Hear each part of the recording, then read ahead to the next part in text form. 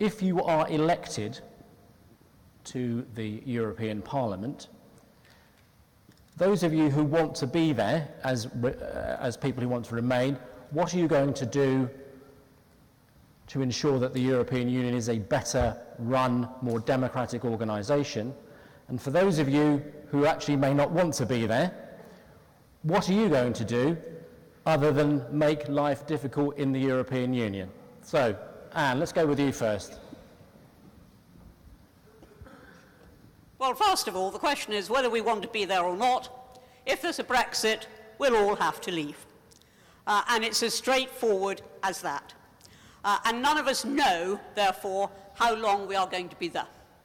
But my view is that I will go to the European Parliament to deliver Brexit. And that is what I want to do there. Now, that doesn't mean being destructive.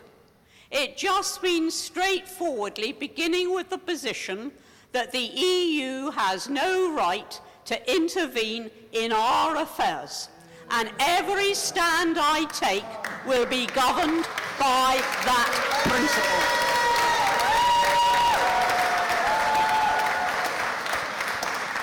Caroline.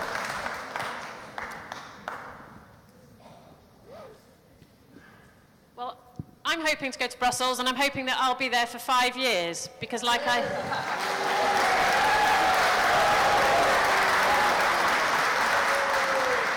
And one thing I can promise you is if I'm elected, I will go to Brussels every week and I will do the job, and I won't just take the salary and knock the EU.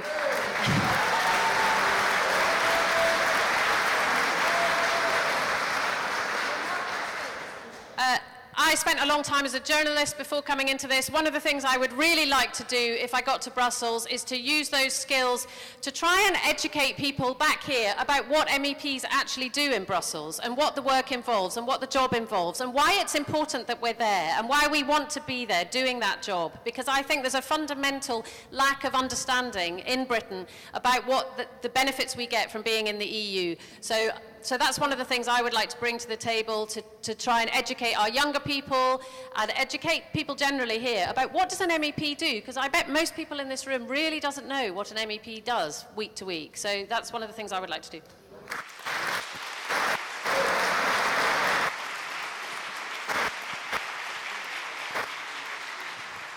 So I would love to represent this region, and I would love to go to Brussels, because I think there's so much good we can do as a progressive member of the European Parliament. The European Parliament is the only part of the European institutions that represents you, the people.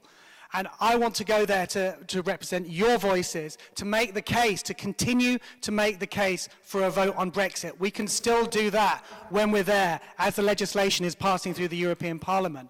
I want to make a case for the things that really impact all of us. It's investment in this region, but it's big issues that don't adhere to cross-party borders, like climate change, like the really interesting proposals around energy, where you take the sun from the south of Europe and the wind and the sea from the north of Europe, and look, how can we join this together and make a really strong renewable energy platform for the whole of Europe? It's that kind of thing that we can do if we're part of Europe. It's that kind of thing we can do if we sign up to the programme and can bring those benefits back to the people here.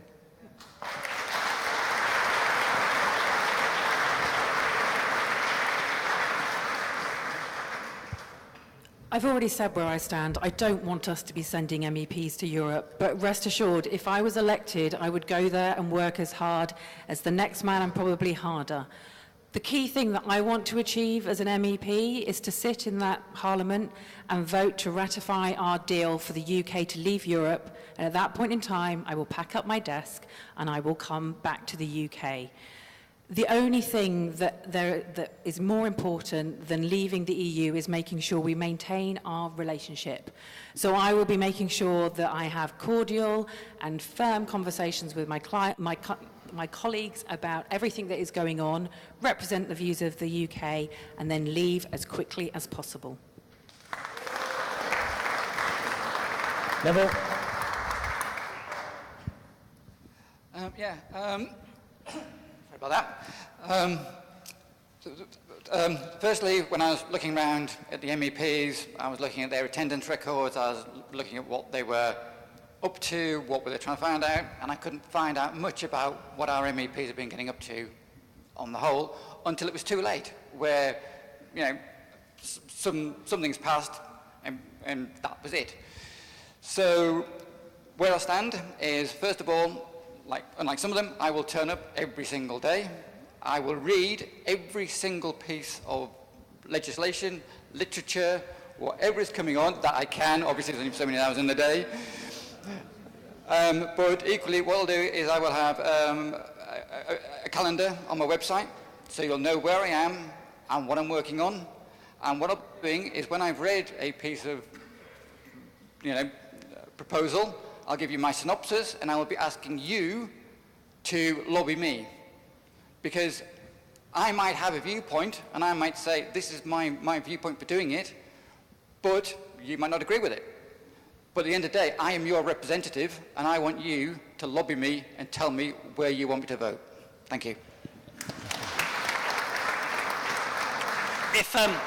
If I'm privileged to be your MEP, my aim in Brussels will be in every respect to be the exact opposite of Nigel Farage.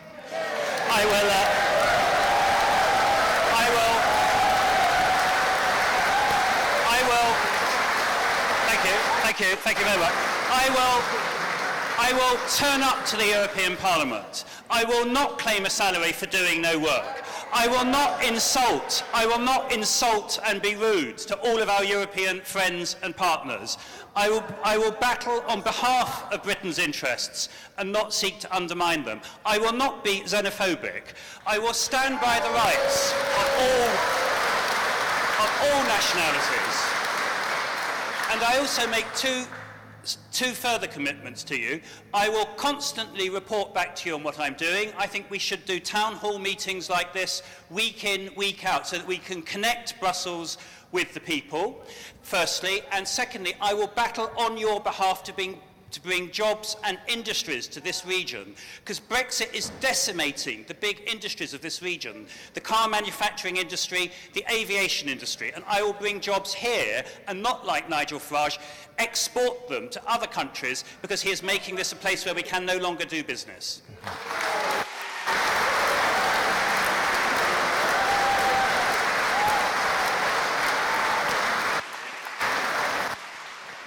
I'm standing as part of a pan-European campaign for the European Green parties, and our slogan for that campaign is Greens Change Europe, and we're already doing that. And we are the most pro-EU of all the parties, but at the same time we are the most critical friend, because we suggest all sorts of ways in which the European Union should change, and we are changing it. So I will just give 3 examples. I work on stopping corporate tax avoidance. As I already said, this is a major reason for injustice. It's simply impossible to stop corporate tax avoidance in one country, and we also know that a lot of the people that supported Brexit are actually tax avoiders themselves.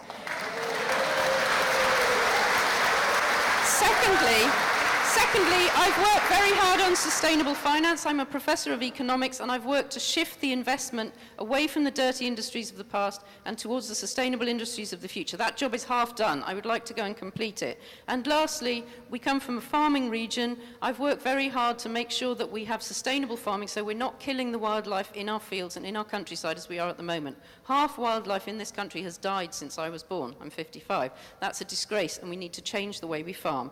But I would also say that we need to change the way the institutions work. We need the Parliament to have the right of legislation, the right to initiate legislation. Greens do initiate legislation. We wrote a draft of the whistleblower law that's now law because we do our job properly, but we need to have that right rather than having to campaign.